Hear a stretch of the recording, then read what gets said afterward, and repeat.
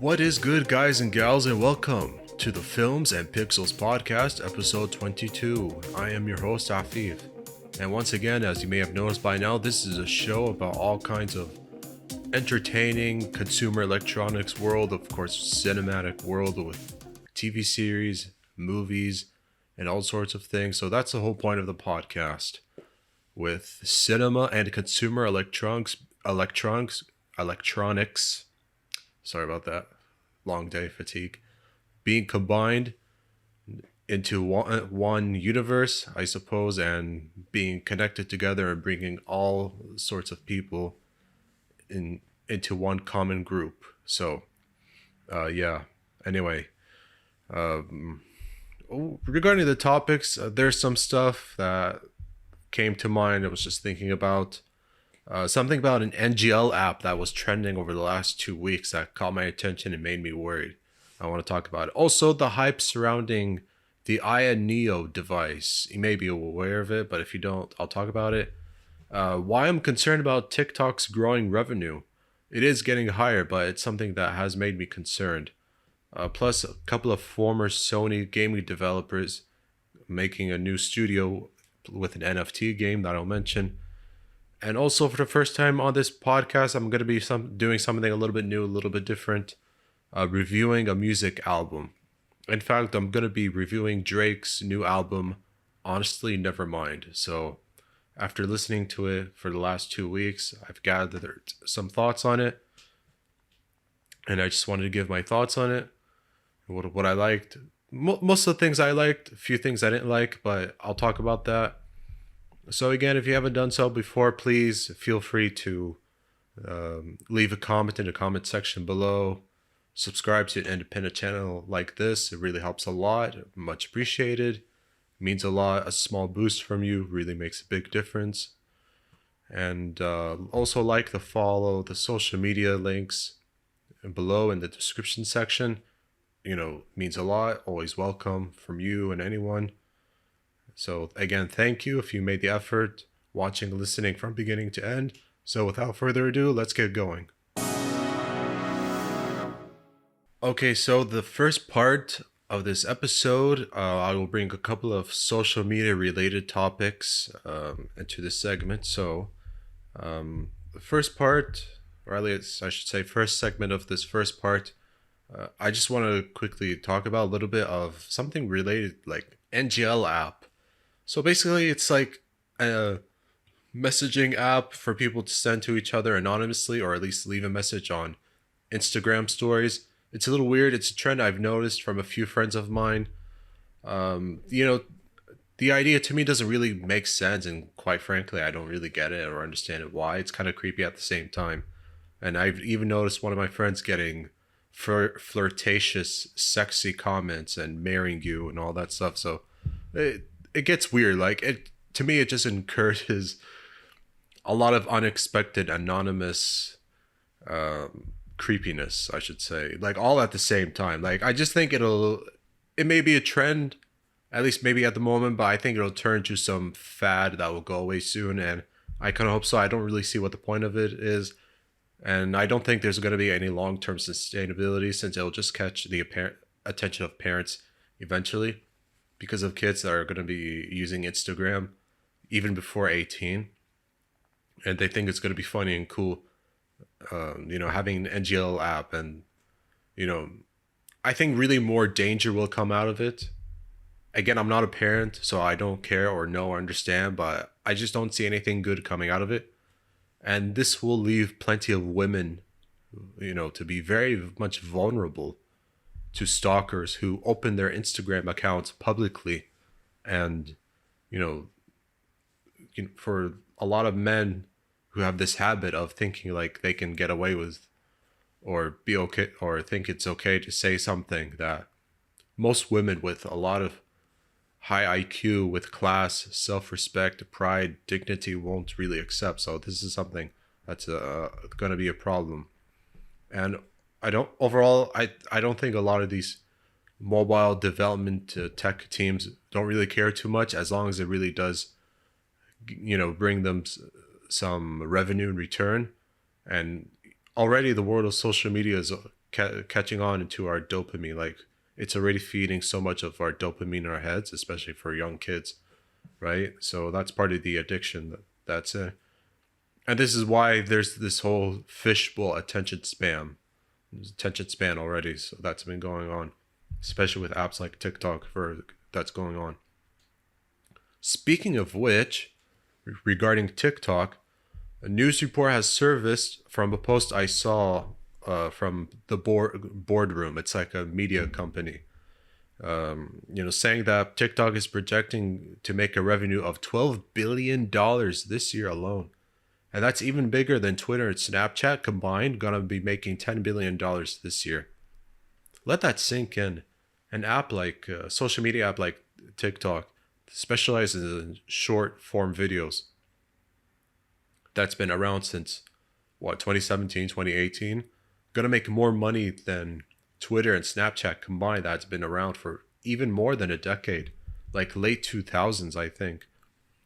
So that's kind of something. That's a bit concerning because this type of habit with millions of users performing unnecessary lip syncs, inappropriate dance challenges, pretending to be comedians, performing various challenges that requires all sorts of users to perform like different stunts that will only put themselves and others in danger. And even if there's some kind of challenge that may result in death, which in reality has actually happened, like young kids like dying just because of some stupid challenge they tried to do and got themselves killed.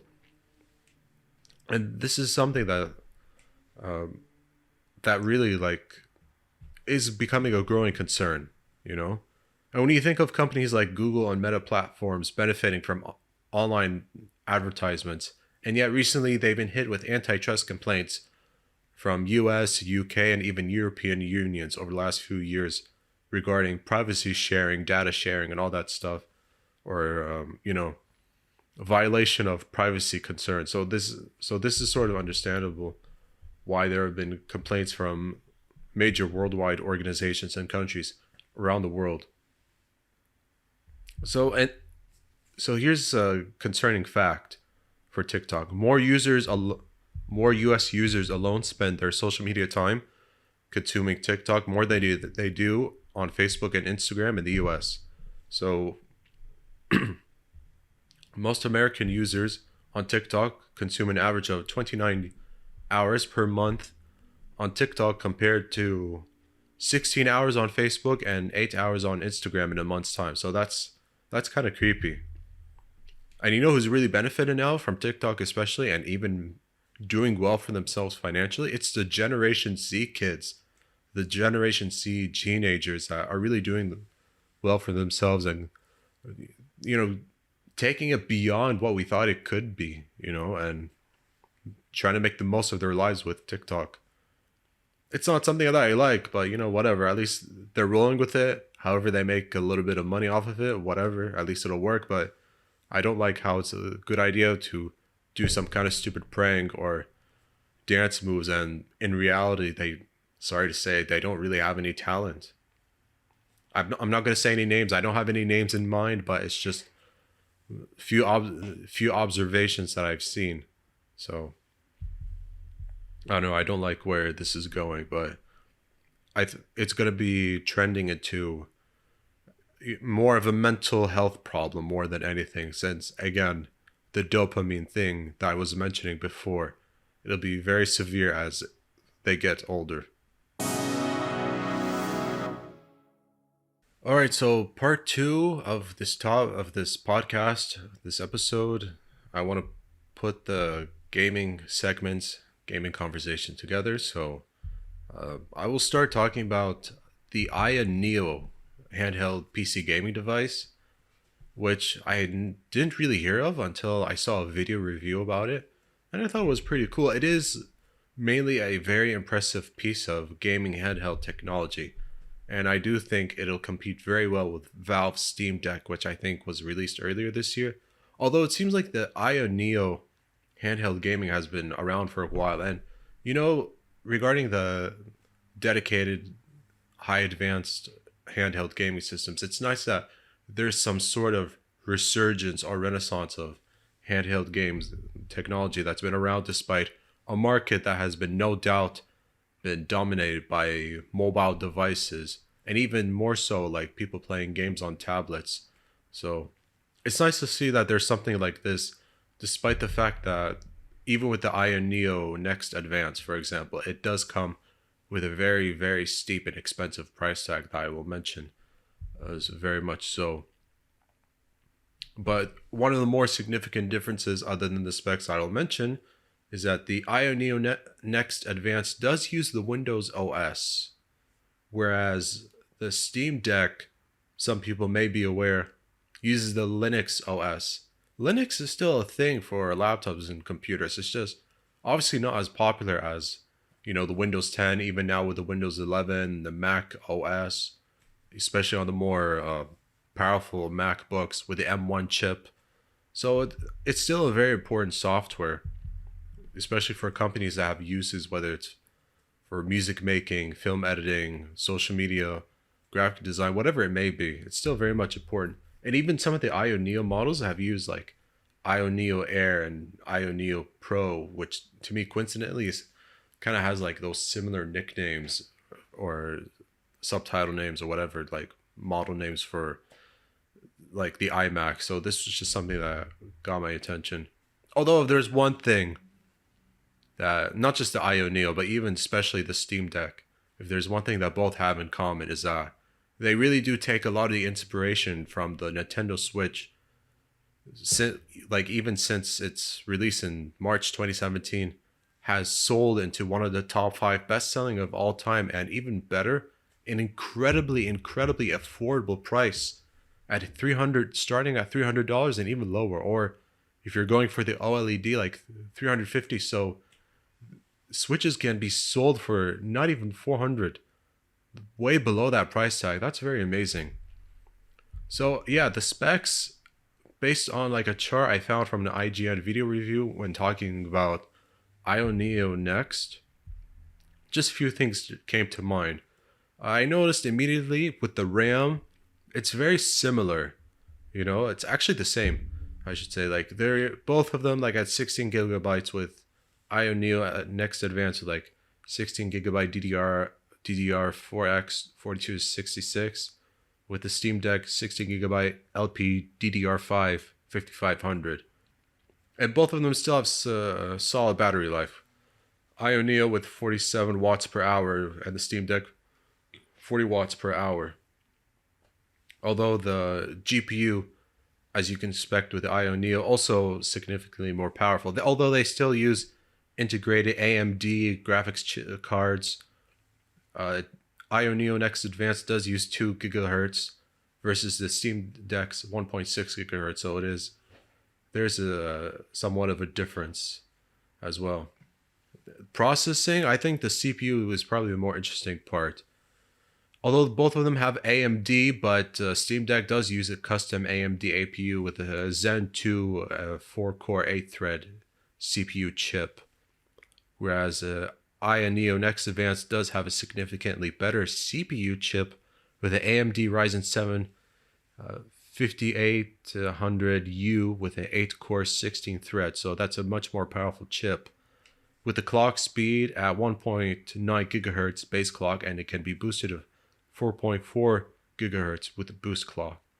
Although the Steam Deck's clock speed can be like from 2.4 gigahertz at its base up to 3.5 gigahertz. So you can see where it goes there. And even the more interesting part, the storage size. The Ion Neo Next Advance can store up to 2 terabytes using the NVMe. Maybe some people might remember or know those really thin NVMe drives versus a 64 gigabyte eMMC from Steam Deck.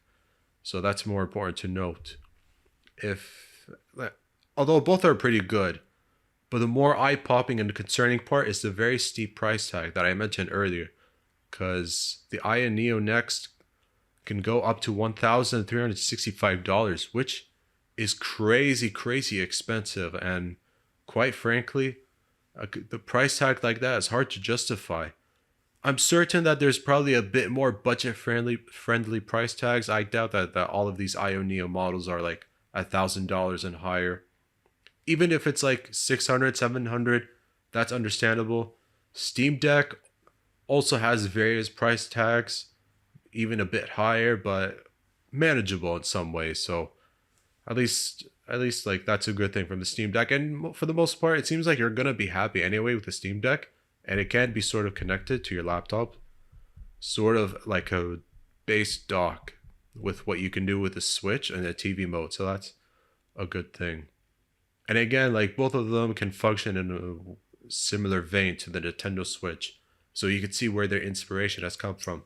And Nintendo does deserve credit for at least encouraging some kind of handheld PC gaming portable system instead of just relying on mobile. There's only so much mobile can do. So it's great that if you want to play, for example, Doom Eternal portably, yes, you can on the Switch. That is true, but at a much higher resolution, better, cleaner textures, faster loading, much higher frame rates. So those devices can do that. Even Control, for example, from Remedy Entertainment, or Hideo Kojima's Death Stranding as another example of that's been showcased. So that's a very good example. But yeah, like although Steam Deck, yes, it can be connected to an external monitor. The IO Neo Next Advance are kind of more for the handheld gaming thing as well. Okay, so another thing I quickly want to talk about is a couple of former Sony developers known as Michael Mumbauer and John Gavin. They're coming together, establishing a new gaming studio of their own. They're calling it Lethos. So and they're going to debut their first game called Asphalt as their first Web 3.0 AAA title for PC, console, and Hedera network, whatever it is. But it's like a blockchain gaming idea. So it's basically like an NFT game, but with a really high budget. And it's kind of strange how both of them came together. For Mumbauer, yes, he did work at, no, actually, I think one of them was at Bend Studio, but one of them did work, both of them, I should say, were Sony gaming developers. Mumbauer was a founder of That's No Moon gaming company and left less than a year later. But as for John Garvin, he was a creative developer for a couple of Sony games at Bend, I think Siphon Filter. I don't think Days Gone was one of them, but something else as well. He was fired for I don't know how long for being a disruptive personality. He did admit in an IGN podcast interview that he did have a lot of heated arguments, and he blames himself for not being a people's person, so I'm sure he's grown from that. But Ashfall, for as long as we know, is just described as like an open world game set in a ravaged land by global warming, mysterious energy fields, and wearing enclaves.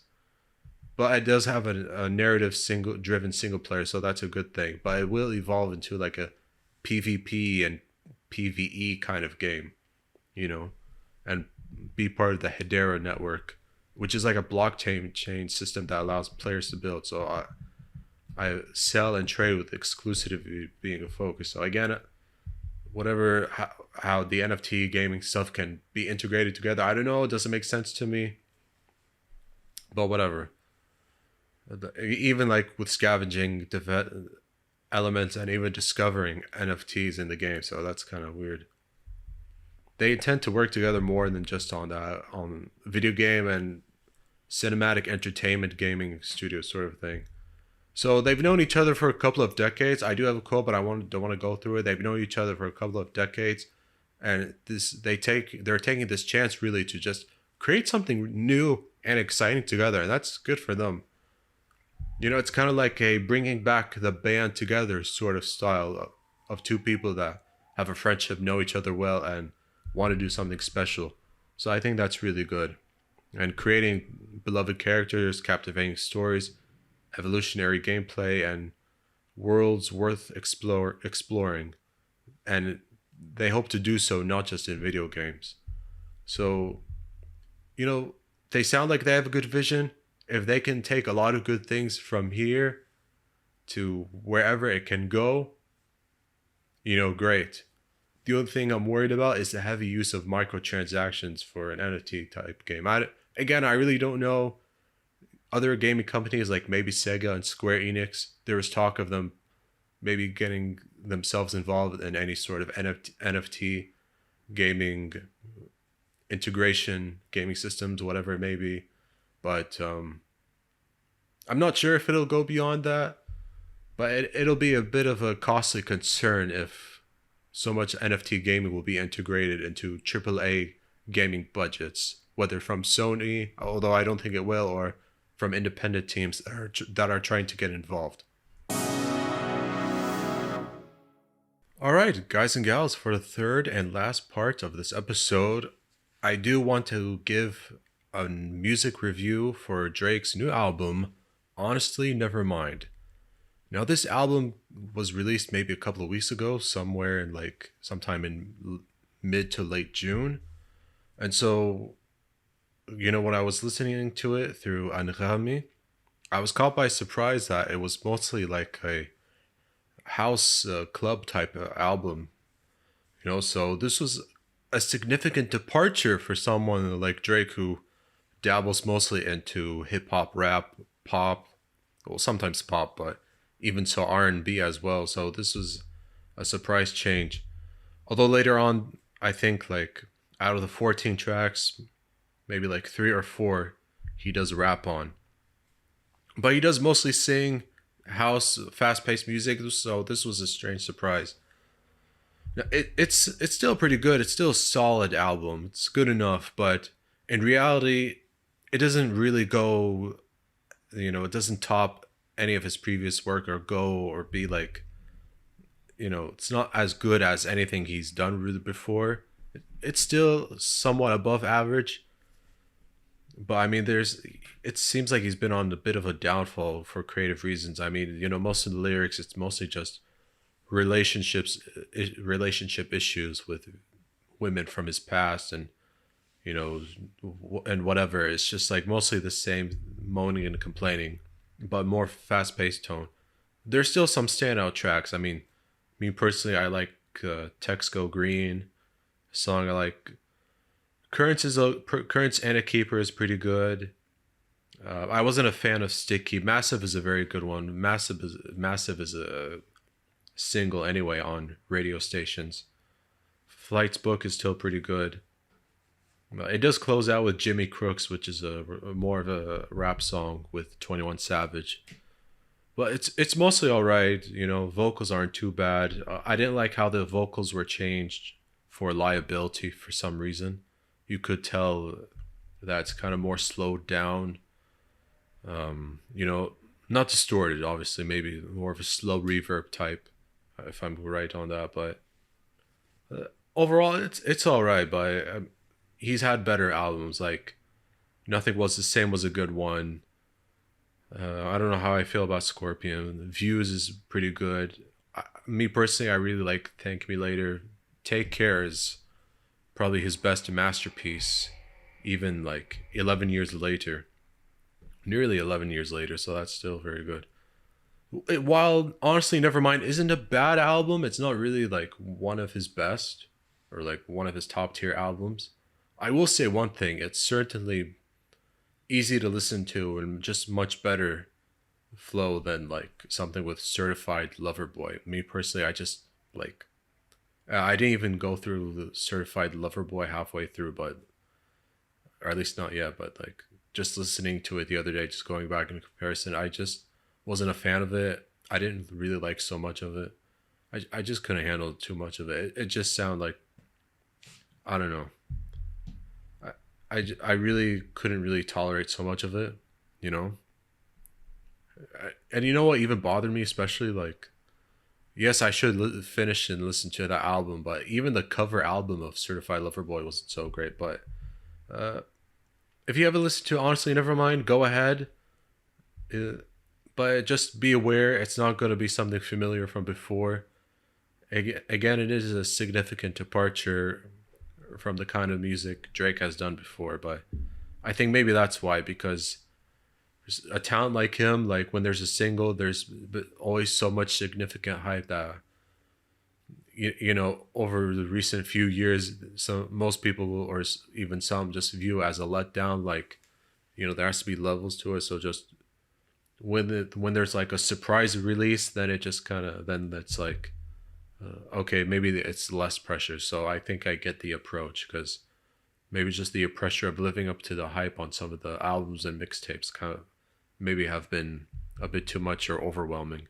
So I get it, But yeah, uh, again, overall, still pretty good, pretty solid, but not one of his best.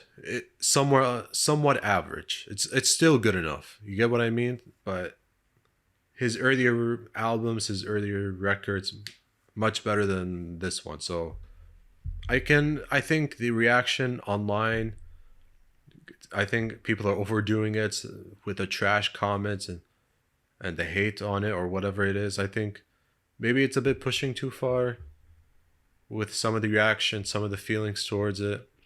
Maybe a bit too critical.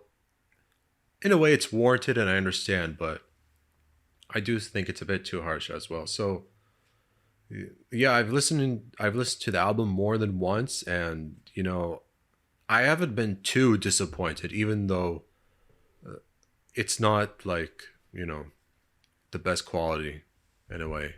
Not his best work, but it's still very passable, and I can certainly go through it.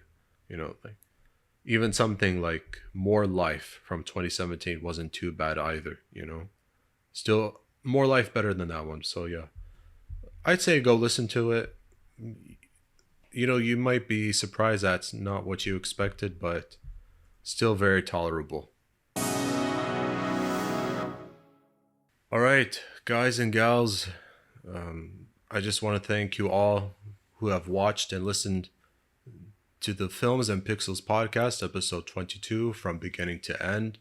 Again, I want to thank everyone who has stood by from the beginning to the end of this episode. It means a lot. I hope to keep your attention. Again, please comment. It helps with the engagement. Like this video. Also follow the social media pages. Really means a lot. Very much appreciate it. Subscribe to an independent channel like this one.